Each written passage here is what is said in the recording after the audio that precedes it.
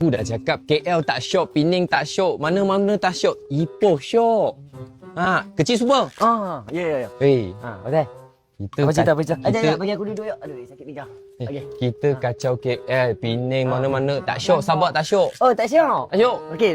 Jadi kat mana yang syok?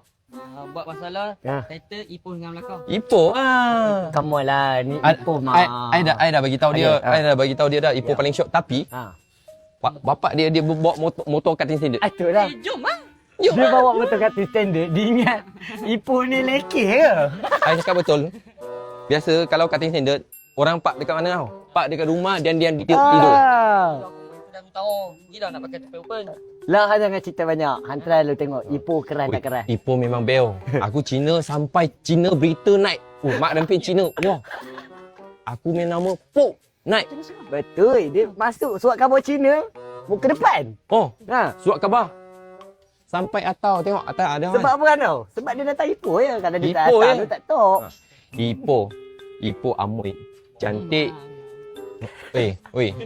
Bukan sebab apa? Sebab aku cakap betul. Setiap video mesti nak kena ada semua. Bukan.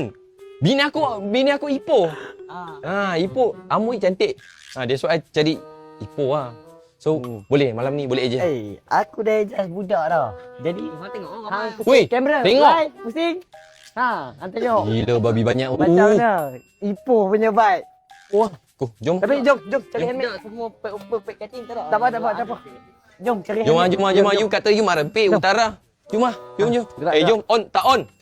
Oh. Okey, jom.